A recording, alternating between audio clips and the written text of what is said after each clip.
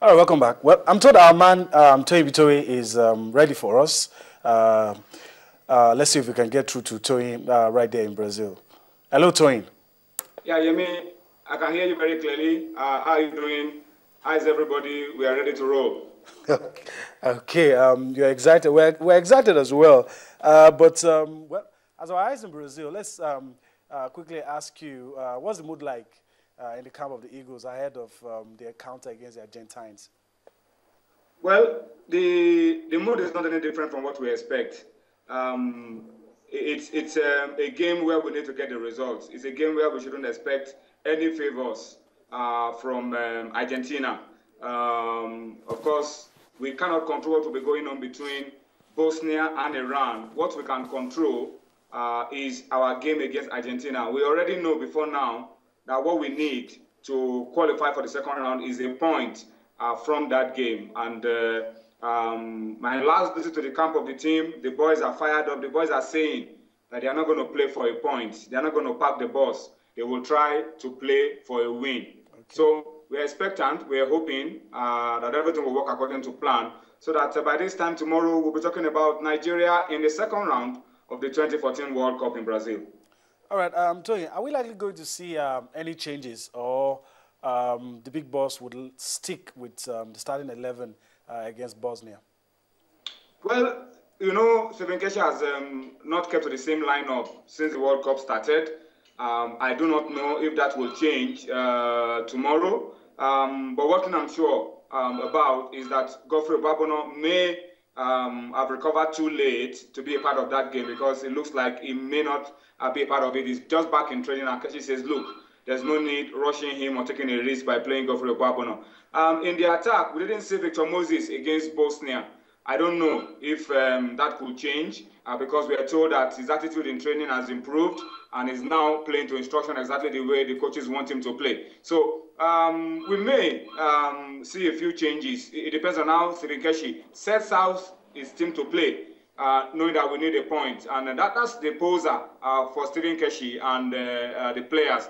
How do we set ourselves out to play? Do we set ourselves out to play for a point in which we'll be defensive, or do we just play our normal game, try to go forward, get goals, and see if we can pick all 3 points at stake? That's the poser that Keshi and the technical crew and his backroom staff have been working on. We hope they get the right formula for us tomorrow. All right, Toyin, well, you've spoken to the players and you've told us that they are confident, but what's the approach likely going to be? As someone that has spoken to the big boss, what's the approach going to be like on the day? Are we going to try to be cautious, or we go all out and see if we can beat the Argentines? I think it's going to be a mixture of the two. From the body language of Stephen Keshi and the backroom staff and the coaches, I think it's going to be a mixture of the two. I think we will be cautious, we will be organized, we will keep our focus at the back, and we'll also try to attack and get goals. I think it's going to be a mixture of the two. How well Keshi will be able to blend this is what we expect to see work out for us tomorrow. Because as I said, we shouldn't expect any favors. There are a lot of conspiracy theories going around here in Brazil that because of the way Bosnia lost to Nigeria, you remember, the Bosnians are protesting, they're signing petitions online that it was the New Zealand referee that helped us get a win over them. That with the way they've been complaining, they may not just give too much, knowing that they are already out, give too much against Iran. So we shouldn't expect any favors from Bosnia because they need, if they can avoid defeat to Iran, then we could be through, but we shouldn't expect any favors from them. What we can control, as I said before, is our game against Argentina. Argentina already through. We know we need the game to stay alive, and we need to throw everything, work as hard as we did when we played against Bosnia-Herzegovina, and try to get the result that we need to qualify for the second round of the World Cup. Well, the players, I asked you yesterday how the players have reacted to the criticisms they've received, especially after the first game. And how do they feel now about the fans, now that they've got a victory under their belt? Yeah, it's a lot better now, Yemi. It's a lot better now. You know what victory can do, and a crucial victory like the one we had against Bosnia.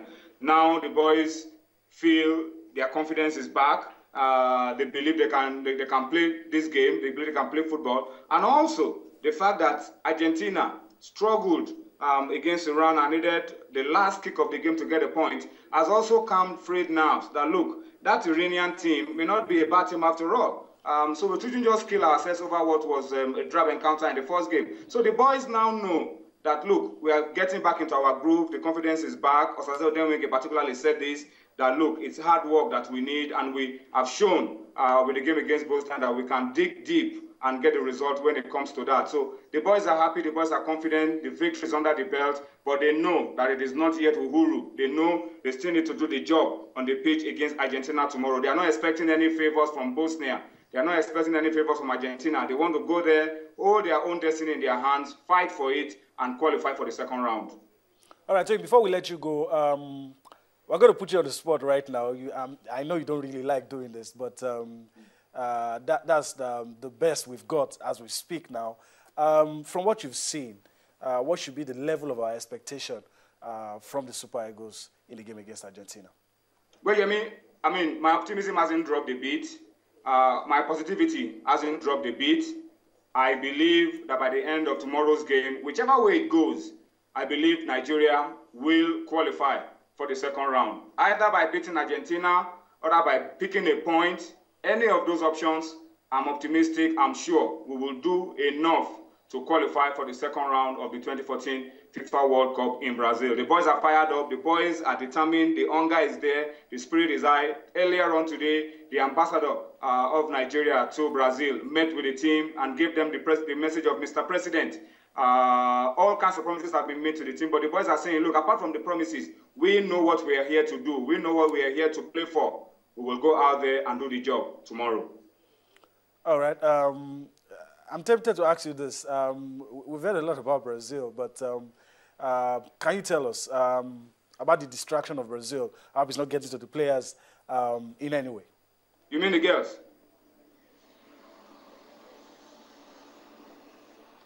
Hello, you mean the girls?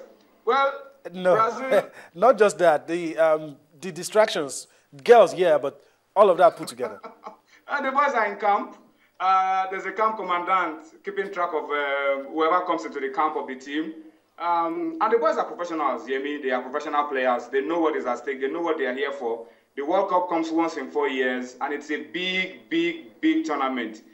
They know what is at stake for them, and they know that they are carrying the hopes and the aspirations of 160 million, over 160 million Nigerians. So the boys have been fairly disciplined. I mean, my visit to the camp, you hardly see the boys walk around in their hotel. They are always in their rooms. They are always concentrating. They are always focused. So it's pretty good. No distractions for me. I don't sleep in the camp, but my few visits to the camp, they look very organized. They look very disciplined, and I hope that that translates to success on the pitch for us. All right, thank you, Toyin. We hope that when next we'll be talking about Nigeria securing a place in the second round of the 2014 FIFA World Cup. Thank you for filling us in. Thank you, Yemi.